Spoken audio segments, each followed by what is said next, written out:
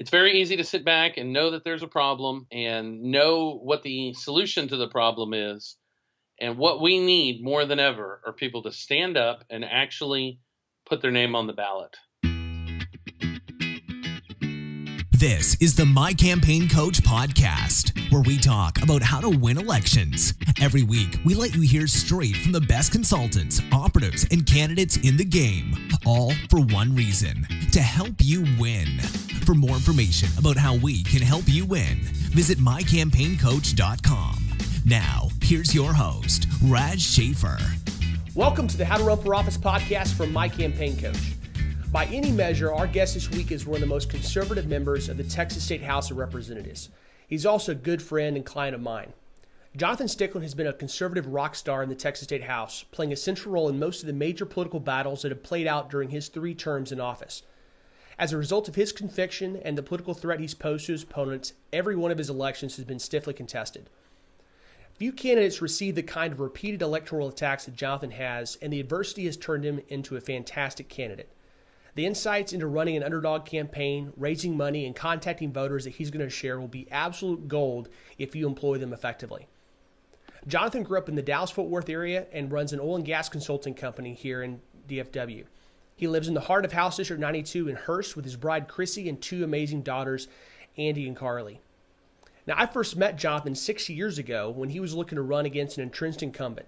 He's a libertarian-leaning Republican that loves his family, Jesus, and the Second Amendment, so we immediately got along very well. He's somebody I really look up to, and I've been honored to be a part of his campaign family from day one. Jonathan, welcome to the podcast. Good to be here, Raz. Can't believe it's been 6 years.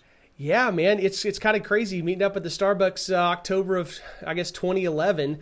It's Yep. crazy to think about what's happened since then. We have no longer have Joe Strauss. We no longer have Byron Cook. They're both headed out.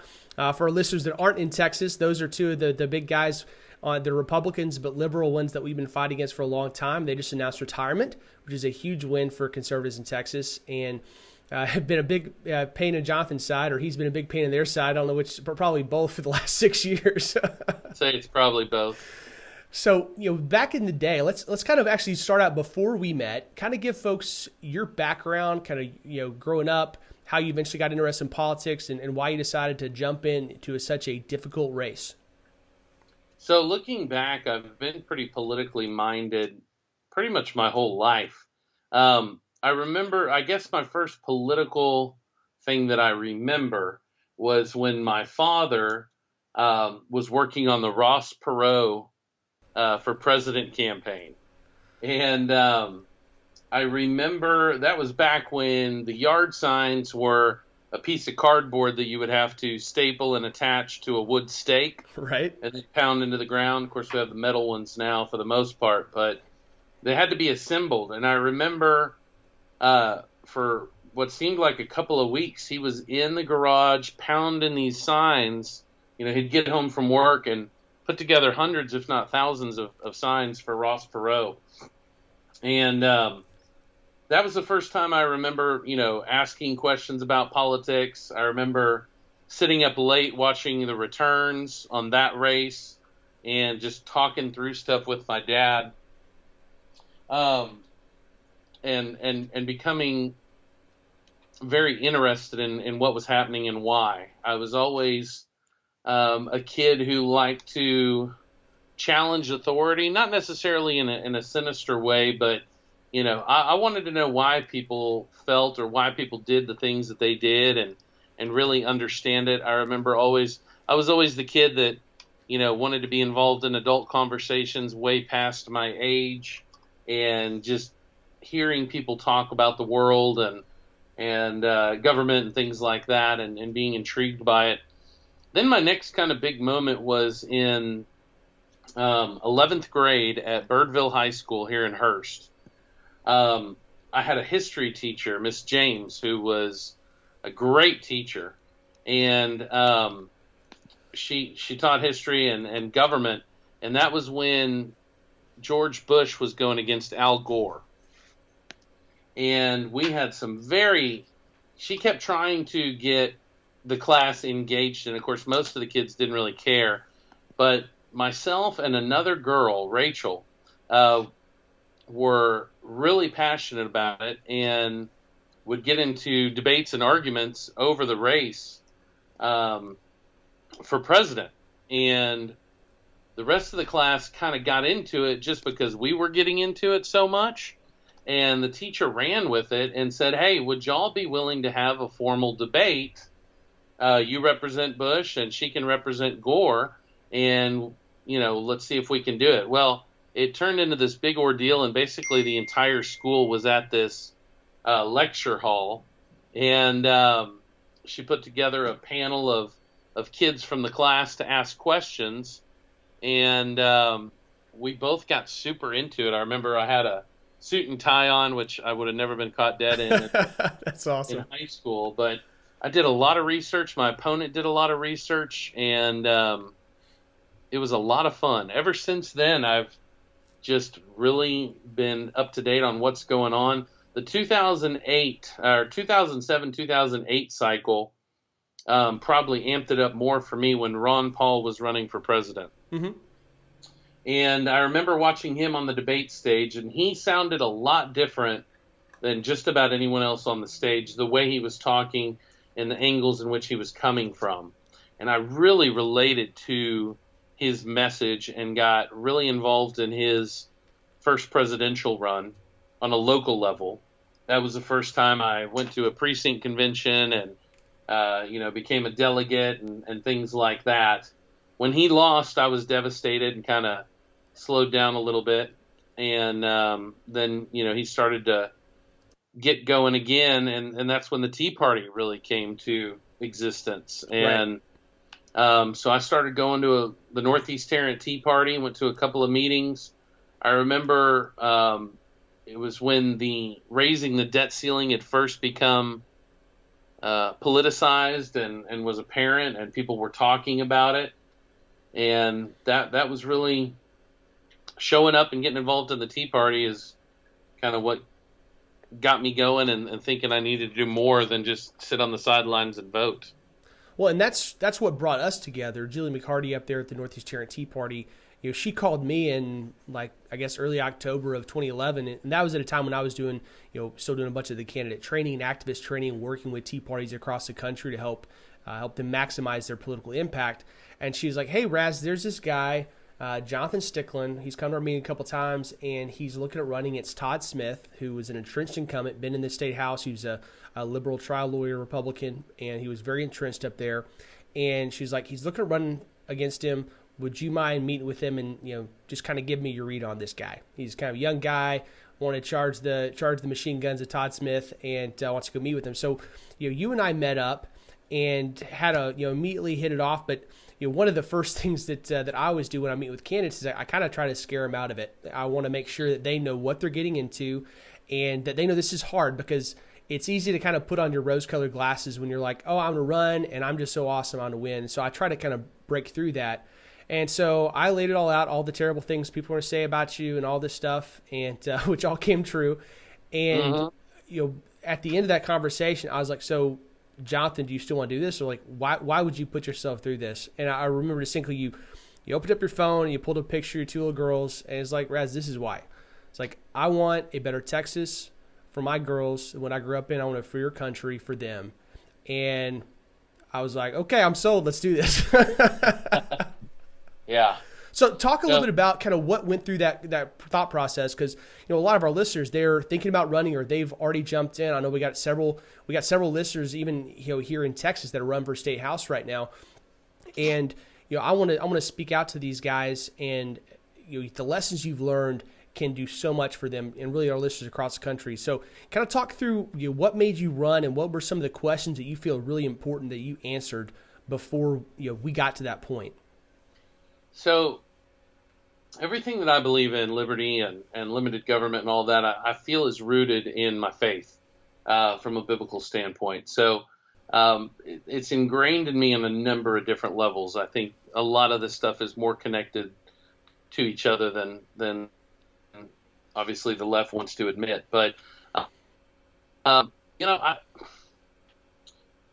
like to joke with people and say I was tricked into running, but it's really not true. I felt my entire life that I was called to do something more, was called to lead on a couple, on different things. And not only that, but I felt like there were things in my life where the Lord had equipped me to be successful at it. And I got to a point where I felt like ignoring that was going to be a big negative in my own personal life, and I didn't want to do that. So, looking around and talking to folks, everybody's got different skill sets, whether people are called to be a donor or a volunteer or a support system or prayer warriors or whatever else. And I just felt like me stepping out there and putting my name in, I almost felt like I was built to withstand the pressure and to take criticism and do those things on a different level than most people. And I felt like not doing it would have been hypocritical for me in standing up and trying to inspire my kids and, look my wife in the face and say, I'm doing everything I can for our success and, the state's success and building a better place and all that stuff. It got to a point for me where not doing it would have been wrong. And once I accepted that, it was just, full steam ahead. It's just something you had to do. It really was. And, at the time, I never felt like I was promised victory or,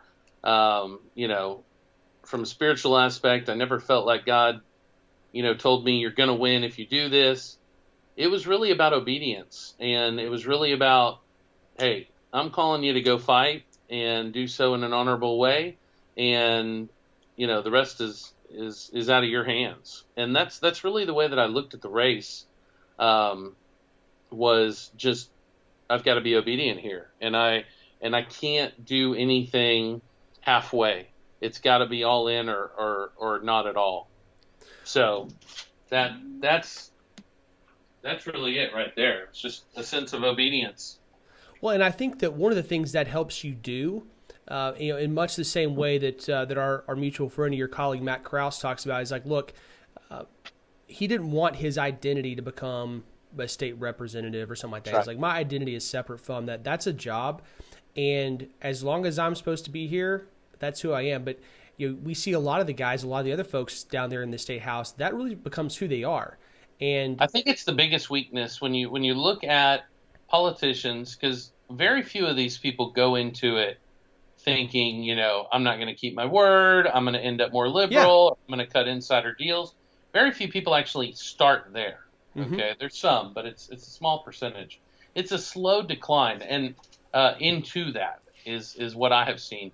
And the common denominator between all of those people who I think end up in a bad place and doing bad things is that the position that they hold becomes what defines them as a person. Mm-hmm.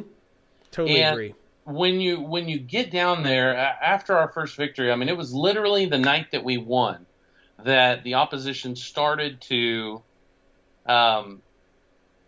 try and break into me and into our campaign and everything we were doing. And it seemed very deliberate. And I'm convinced that the people who are, the kind of the establishment guys, the powers that be, if you will, the good old boys club, are very deliberate in the sense that they will build you up, and it feels so good to be, called representative and with, introduced and stand up and get standing ovations and rounds of applause and all those things. And it becomes, for someone who is focused on anything but the greater mission, once it defines you as a person and that's what you desire, that's what you want, you'll do anything to protect it.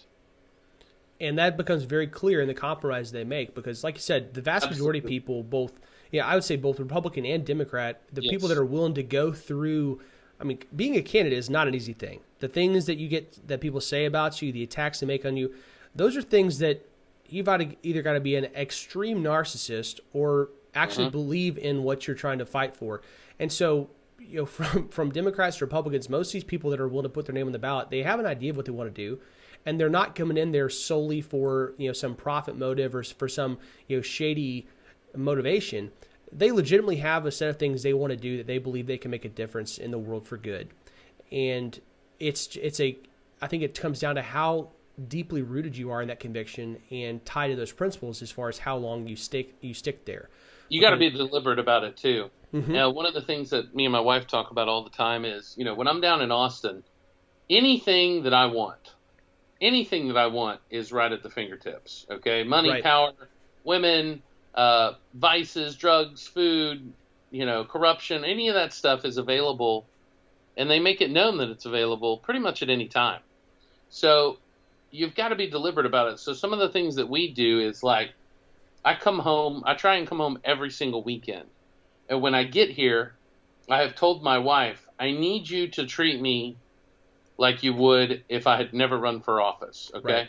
I need to go pick up the dog poop in the backyard, wash the dishes, take out the trash. I need to, go help people at the church and do the stuff that makes me who I am. And to keep you grounded, because that's not the reality you will live in once you're elected. Everybody's willing to do everything for you. You have a staff, you have volunteers, you got lobbyists and all this different stuff. And, I think you really have to be deliberate about counteracting that to keep you grounded and keep you humble. Well, so much of that is truly, it's about systems and things you put in place ahead of time, right? It's having those conversations with a spouse. It's the small things you do for your family, the ways you and your fellows hold each other accountable on both the personal and the political sides of things to make sure that you're staying on the straight and narrow. It's all something you have to be deliberate about, because it's not going to happen on its own. The inertia of the whole entire system is built to pull you in that other direction. Everything about it is built to help get you to compromise in areas where you previously would have never imagined compromising. And it's not the big choices that it starts out with. It's the small ones. And once they do, you're compromised personally, and then you kind of just keep dragging that direction. And then the longer you're there, the worse you get. That's what we see across the board. What I've noticed is, when I first got down there the first time, I had a lot of people kind of almost test me. And I had a bunch of different lobbyists come and try and work with me on different issues, trying to figure out, okay, how much can we make Stickland bend or move or influence, right? And I just, I was lucky to have a great staff and surround myself with an accountability team and literally made a list of who my friends were before I won the election. I knew that would be important and valuable one day, and just try and keep all that real. And so they tried. And then what I found is because I rejected some of the stuff, like, especially on principle and whatnot, like, hey, I'm not budging on this. And then when I proved it, it didn't even take half of the first session for them to basically give up. And then it became a lot easier. Then they kind of stopped messing with me. And, I don't get as much pressure now as I did when I first got there. On the flip side, what I have seen is the people who were not resolute in what they were doing and why, those are the guys that get constantly hounded. Okay? Like if you send out a message that, hey, I'm willing to compromise on X, Y, and Z, then every time X, Y, and Z comes up, people are going to pressure you to compromise. Right. So you really need to go into it right out the gate and say, this is who I am, this is what I believe, and I'm not going to negotiate on X, Y, and Z. And once you prove to them that that's the case, then the pressure starts to cease. It's the guys who, will listen or entertain these ideas. They're the ones that get hounded, not me. Well, and that's the same thing you see on the political consultant side. And from day one, as I was getting consulting, I surrounded myself with friends like you, with other people that worked in politics like Luke Macias and others that I knew shared these principles. And I knew you guys would come beat me up if I started to work for folks that weren't the ones that I actually believed in. And I just laid down the mark and said, look, these are the kind of people I'll work for. If you don't meet those standards, then, God bless you, but we're not going to be able to work together. And that really, the first couple of cycles, I had a number of people that wanted to come and try to hire me for projects and candidates that I didn't really believe in. I didn't think they're the best one. They might be the only one in the race that would cut me a check, but they still weren't the people that I wanted to see elected. And after saying no to those for a couple cycles, you pretty quickly build a reputation as somebody that they shouldn't even try approaching. And that's one of those things that's really valuable. I mean, it helps keep those temptations down, because temptation is real, and it's a whole lot better to just not have it even enter into your thought or even have it be presented to you. That's the best way to stay away from it. Well, I'm pretty sure there's a wise word in the Bible that says, resist the devil and he will flee you. Yep. And so I think that applies most certainly to politics as well. Ironically, here's what I found too. So the people who define themselves by the position they hold, which we do not need to be doing, they're the guys that are constantly in strife, because people pick up on these vibes, right? And if you're around enough people, it starts to rub off. That's why you hear things like, oh, so-and-so's been there too long, or, it's just, he's become part of the problem, and things like that. It's because people will pick up on this instinctively. For the people who actually don't care whether they go back or not, and are fine from walking away from this if the voters do it, they're the ones that the voters grab onto and say, this is my guy. Yes. And you actually get freed by it all. So, I've always said, I'm perfectly fine, and in some ways, Raz, would be personally relieved to not have to run for office anymore and go back to my normal life, right?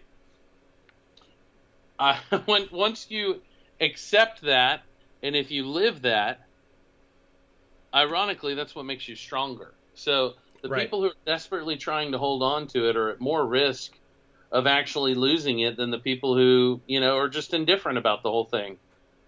So one of the charges that you've had levied against you a lot, and myself, and I think a lot of our listeners, is that, you talk about principles and not compromising stuff. And, well, you work in politics, there's some stuff you just got to compromise on, to which we would both say, absolutely. So how do you start looking at what are areas you're willing to compromise versus ones where, you can run me over the bulldozer, I'm not moving?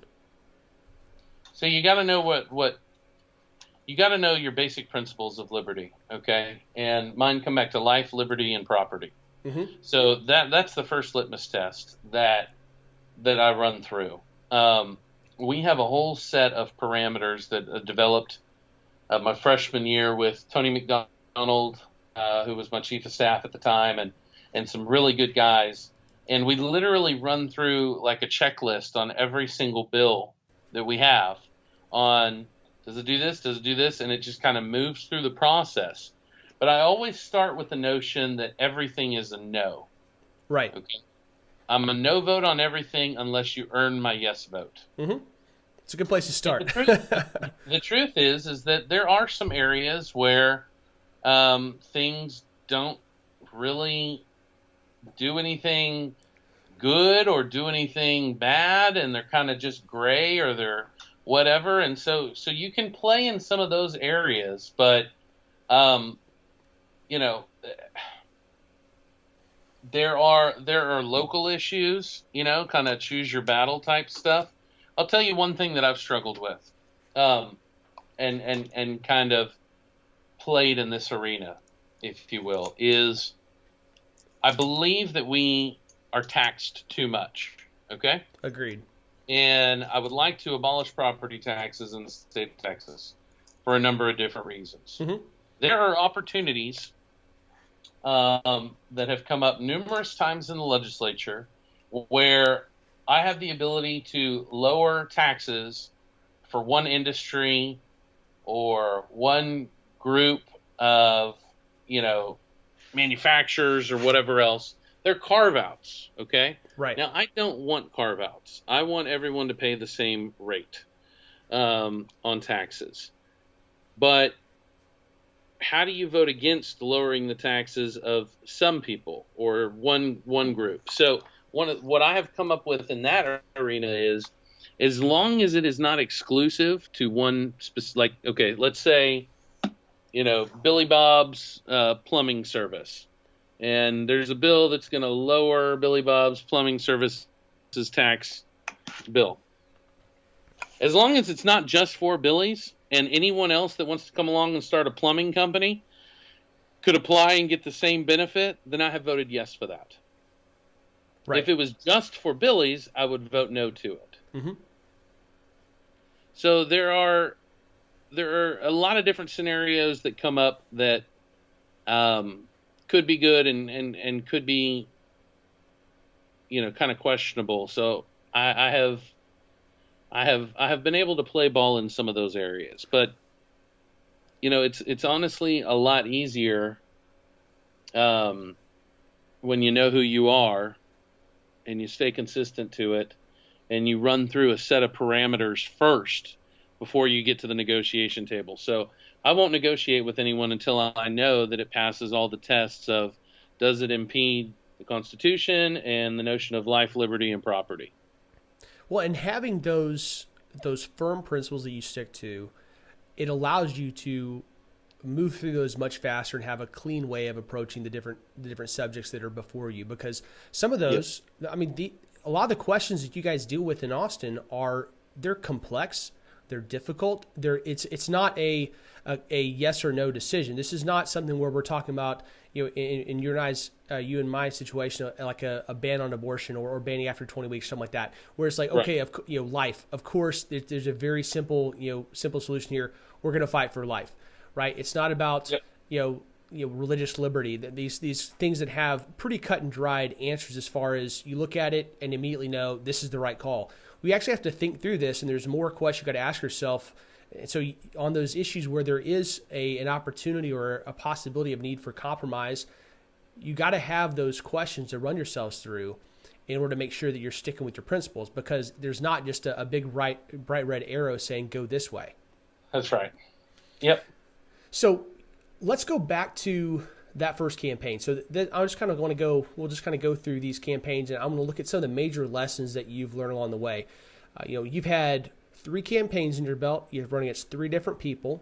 You beat them every time.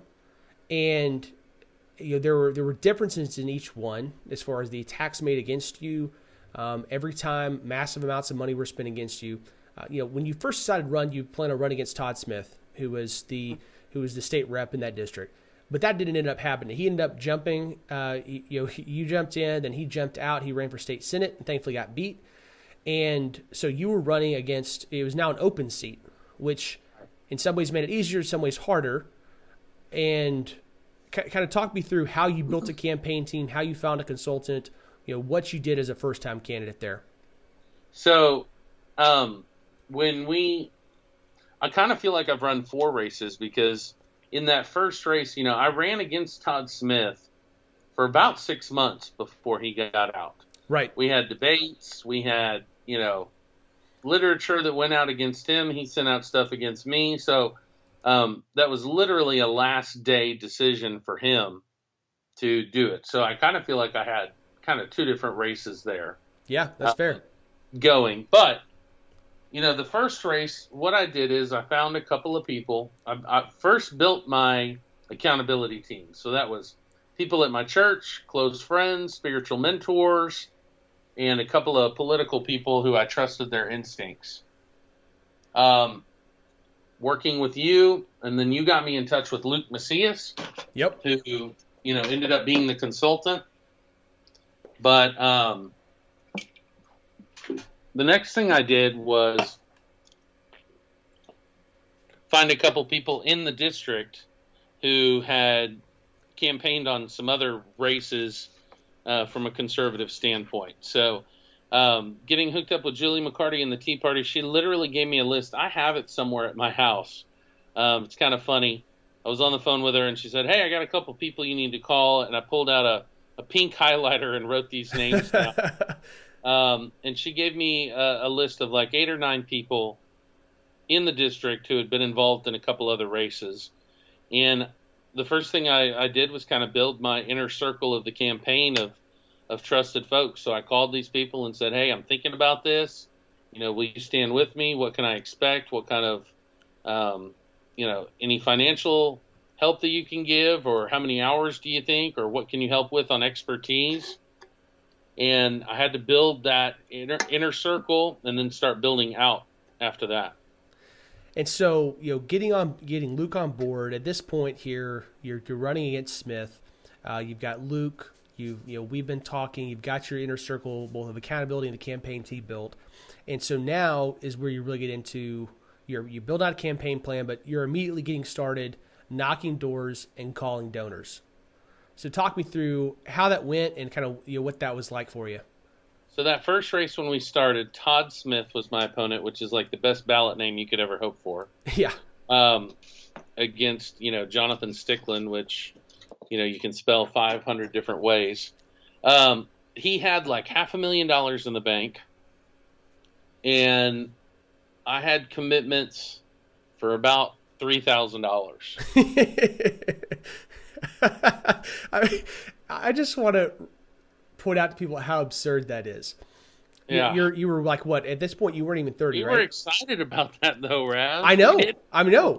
We were excited to have somebody that was willing to run against this guy. I mean, this is why I was trying so hard to see if I could get you to not run, because I was like, dude, you got to know what you're going up against here. Yeah. And so you're going up against that. I mean, was he a chairman or not? Yeah. Yeah. So he was a chairman. 16-year chairman. $500,000 in the bank. I mean, this is not some chip-in race here. This is tough stuff. And so you're charging the bulwarks here and getting out there and starting a campaign. So here's what I knew. I knew that Todd thought he was better than everybody else, okay? And I had known from just talking to a few people in the district that, Todd seemed out of touch. He wouldn't call people back. He was wrapped up in this circle of elitism, right? And I knew, just as someone who was active and following stuff, I didn't have a relationship with him, and I didn't feel like I had any access. So I felt like there was an angle. That I could come at, which was, how do I get to the people that Todd is not getting to? And, you think at first, well, we'll do TV ads or radio or send mailers and all that stuff. But, that was so out of the question at the time. And so we decided, hey, we're going to make these push cards. And, I've dedicated my life to this for the next 6 months at the time. And I got time. So we literally started block walking mainly because it was the only thing we could do. Yeah, it's cheap, just shoe leather. Yeah, probably 2 weeks in. Like once I made the decision we're going to do this, 2 weeks later I was block walking. And I had one volunteer named Janet Easton who was like, hey, I'll drive you if you ever want to go block walking. And I was like, okay. So she'd pick me up at 9 o'clock in the morning and drive me until it was dark for about 5.5 months. That's awesome. Probably 4 days a week. And I don't think she realized at first how serious I was about this. I think she thought maybe on a Saturday or something like that. And then every day I was like, all right, can I see you in the morning? And she's like, oh, well, okay. And God bless her. She ended up, sticking with me. I don't even know how many hours that woman put into the campaign, but it was incredible. That is awesome. And we just started going. And, looking back, it was just crazy. So I decided, looking at a map, well, where should we start? I said, well, wouldn't it be funny if we started at Todd Smith's neighborhood? So the first door I ever knocked was Todd Smith's next door neighbor. And we just went straight for it because we figured this is probably as bad as it's going to get. Right. And I don't want to make any mistakes in areas that I have a chance. So we're just going to start in his neighborhood. Go right in the lion's den. And I talked to his neighbor, and I remember, and they were like, well, Todd lives next door. And I'm like, yeah. And they're like, well, we really don't like him, but, we don't want to put out a yard sign or anything like that. Which, I didn't even know if I was going to have yard signs at that point. So He's like, I don't have any money for him. I remember I came up with a line, and I've actually still used it to this day. I said, well, nobody knows what you do once you go into that ballot box, and I won't tell anybody. And it ended up being a great icebreaker because they usually start laughing. But that's what I told her on that first door, and I continue to use it today. That's my favorite line to give to people who I don't think are on my side, Yeah. and I've had people come up and tell me afterwards, hey, man, I went in there and voted for it. Yeah. Well, and that knocking just continued, right? I mean, you were, even as you started getting more money in for signs and stuff, you just keep crushing it. Oh, we did, because I actually ended up funding most of my campaign at the doors. Because what I figured out is most people were like me, and they knew something was wrong, semi-active, paying attention, but no idea what to do with that energy, right? So I just figured I'm going to start telling them what to do, and we kind of made it up as we went along. But, I would ask people, can I count on your support? Can I count on your vote? And they would say, yeah, anything I can do to help you. Okay, well, can I bring you by a yard sign? If I promise to pick it up the day after the election? Sure, why not? Hey, listen, I'd like to put 4 more down this street. Can I get $25 for you to sponsor this street for yard signs? Yeah, okay. And what I found is most people had never been asked to give money before. Well, or if and they one of the had, things it had been some generic, hey, please donate, but I don't know what it's going towards, right? But when you give them something specific and it's like 5 yard signs for $25, yeah, I can do that. I want to do that, Well, and one of the things I always tell folks is, look, when you have anybody, especially early in the campaign, where they're like slapping on the back and say, hey, man, Jonathan, that's awesome. I'm so excited. Let me know how I can help. Don't let the grass grow under your feet. Turn right around and say, that's awesome. We need people like you on our campaign team. There are 3 things that I'm asking everybody that supports us to do. And if you can do at least 2 of those, that would be awesome. Donate, volunteer, endorse. And leveraging that immediately is critical. It is.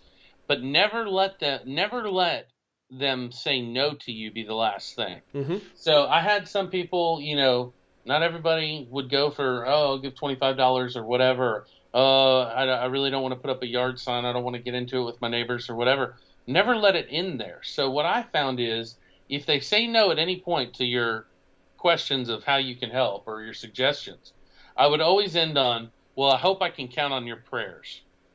Yeah, because who's going to say they're not? Oh, yes, absolutely, to that. And so, great, boom. I left with a positive even though they turned me down.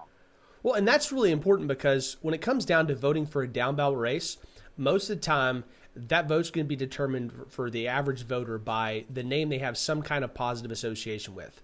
And in absence of a positive association, the one that they remember. And so just having them saying yes, having some kind of interaction with you, that's going to pop up in their mind when they see your name on the ballot a couple months from now. And that may be all that they need to push them over into your column. 6 years later, Raz, I still have people who come up to me and say, you knocked on my door 6 years ago. Yep. I mean, it sticks with them. It's unbelievable the impression that leaves on people. It really is. You're absolutely right. Well, and coming from there, I mean, you did more than just knock doors. You raised money. You put out mailers. You had debates. What were some of the big things that stuck out to you during that first campaign? So let me back up and say this, because it's without a doubt the block walking was the story of all of it for us. Yeah, that was hands down how you guys won that race. That was the deciding factor. Without a doubt, but it was also the biggest experience because, initially it was, who's this guy? I was 27 years old. How's he this guy's not going to win. Oh, that's cute. We got a lot of that. And the way that we combated all of that was slowly but surely it was like, hey, this guy, Jonathan Stickland, came by my door. And, he's out there working. You know what? He came by my door, too. And it was just a slow accumulation of all these little conversations throughout the district. And then people started putting it together, and it's like, man, he's knocked on everybody's door. Right? Because you had. And it was changing the momentum. I have found that psychologically, a lot of people, if you align somewhat with their basic core principles, okay, 90% of people are going to vote for who they trust the most. Mm-hmm. Okay? And there's a big section of that is influenced by who do I think is going to win, too. Right. So creating an atmosphere of we're going to win this thing is huge if you can do it. And I have found no better way than block walking. So we knocked on 7,112 doors.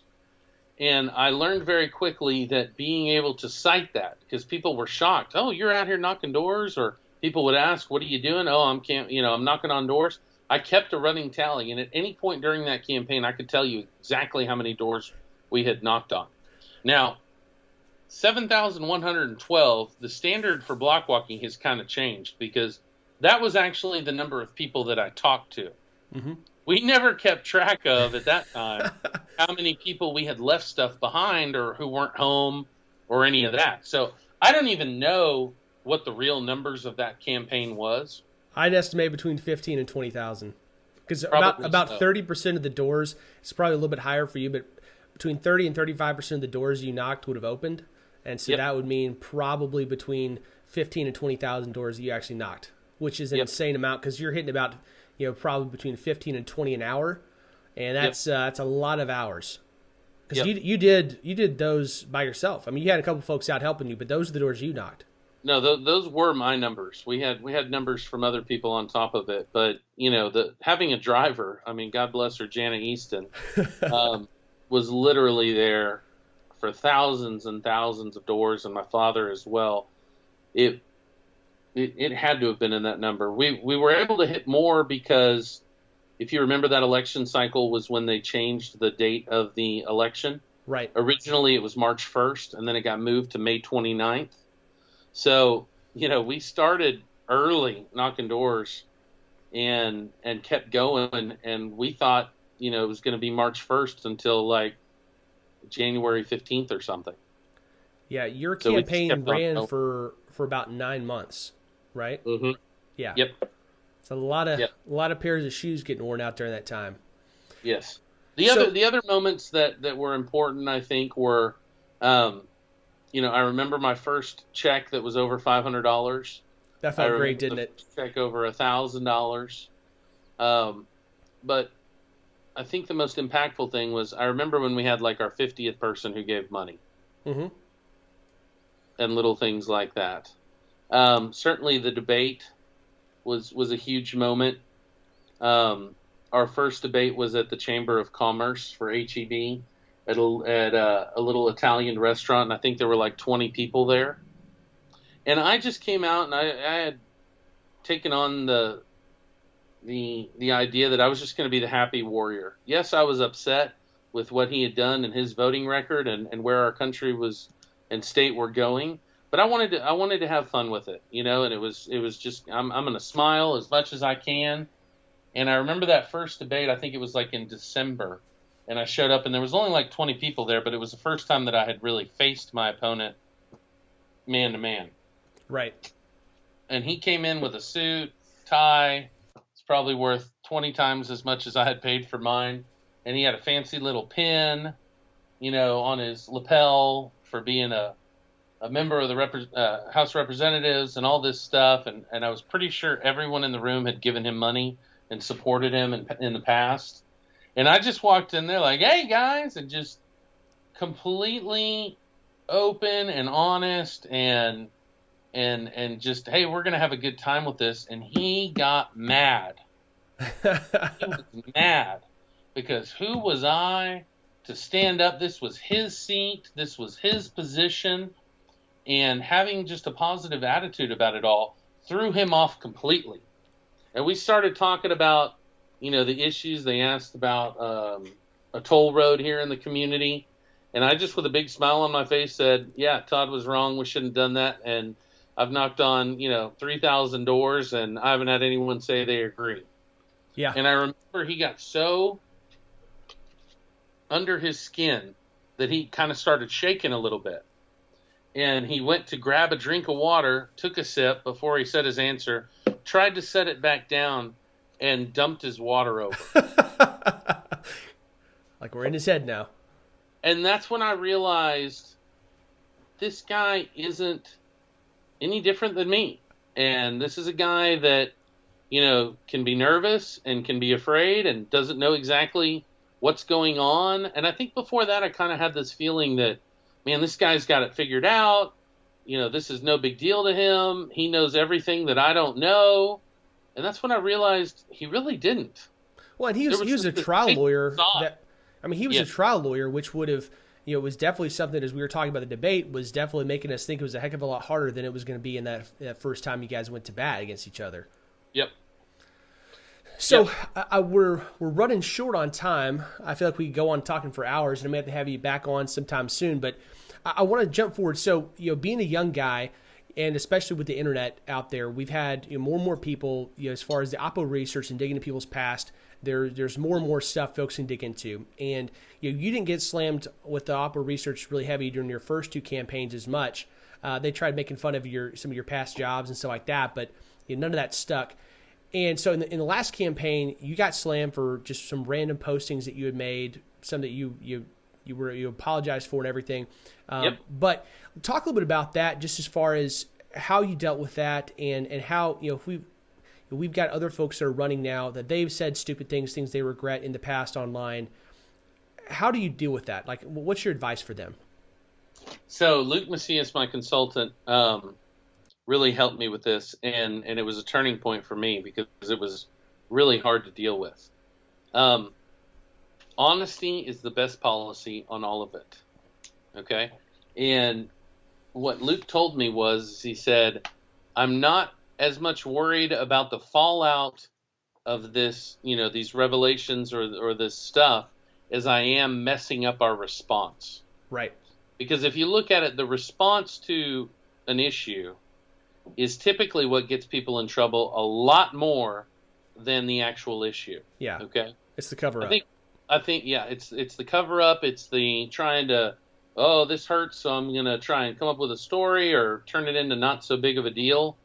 I think Hillary Clinton is actually a good example of this. So she did something stupid and, used a personal email account for all of this stuff. And she definitely shouldn't have done that.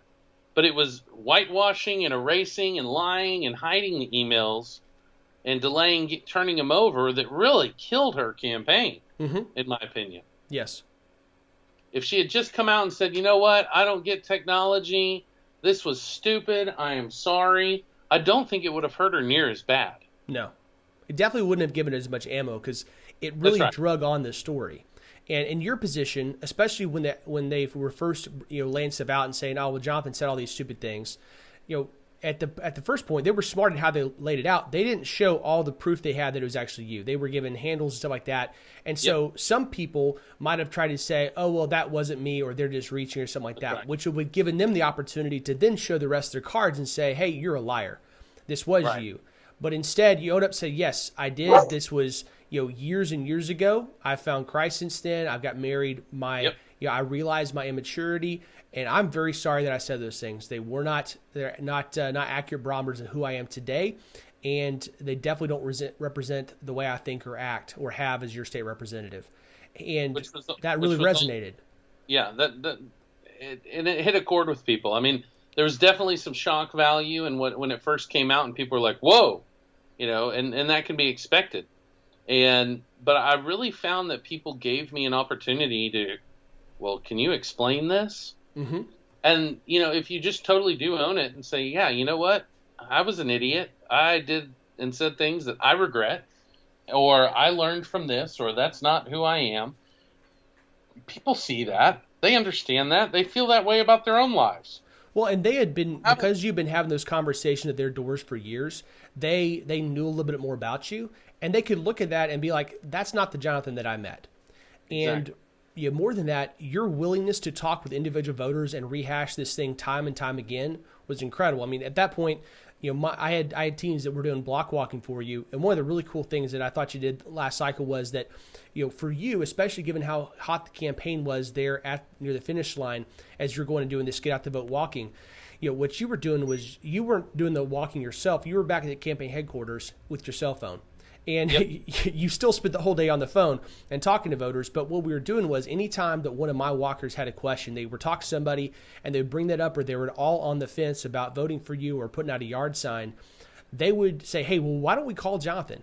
And they'd say, hey, just grab your cell phone and here's his cell number. Why don't you give him a call? He'd love to talk to you about that, and he can give you an explanation and put your mind at ease. And so literally all of my guys were sitting in phone calls your direction, and your walkers as well. and to where constantly you were, getting, closing people for yard signs and getting folks to, understand what happened and hear it straight from your mouth, not through a filter of anybody on Facebook or in the media. They got to hear it straight from you. And that really just, that nailed people down. That's why you won, got 58% of the vote in a terribly contested election. And you were able to really put that to bed. Yep. I feel like, we put my personal cell phone number, and I only have one. Same one you have, Raz. We put it on every piece of campaign literature that I put out, and which is scary, right? This many people have access to it. But what I have found is that, 99% of the people will never call. Mm-hmm. But the feeling like they can is what's important. You're absolutely right. I've literally had, I bet you, of, constituents that call for whatever reason, at least half of those people who actually dial the number and call were actually just calling to see if it was actually my cell phone number. And then when you pick up and you talk to them, they're like, yes, I was looking for Jonathan. Yeah, this is me. Oh, this is you? I thought I'd get somebody. No, it's me. Okay, well, I just wanted, you know what? You've got my vote. Thank you. And so being accessible, especially in today's world, that is such a huge thing, especially for folks that are running a campaign for the first time, trying to get into office.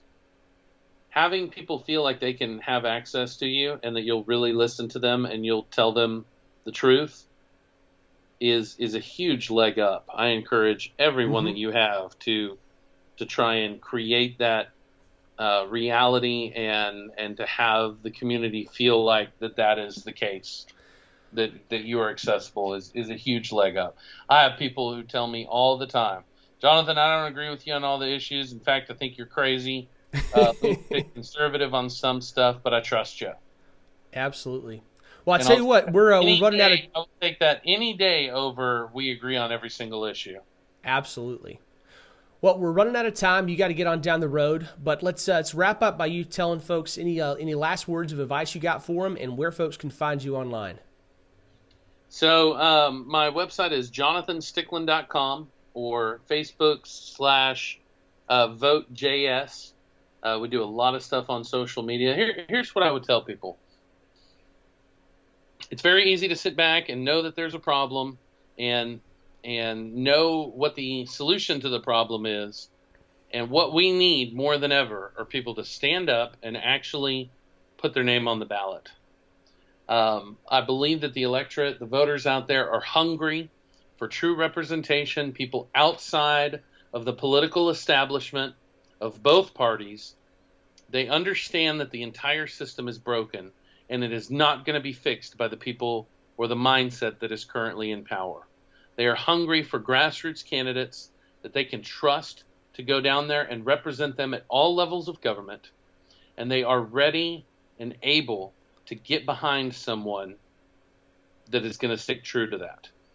And it's been an amazing experience for me. It's changed my life forever. In every area of my life, I cannot believe how much I have learned through this process, not just about politics, but about people and serving and my faith and all of those things. And if you feel like you are called to run for office and things in your life are starting to line up, people are bringing it up to you, or maybe you have someone who's ready to write a big check right out the gate, or a volunteer who's willing to pick you up and drive you for 9 months on their own dime. If those kind of things are starting to happen, then I ask you to really consider that the idea of being obedient to that calling is of the utmost importance. And I think everything on the future of this country and really the world is going to be determined by folks like yourself who are facing that decision, and how they respond to it will shape the future.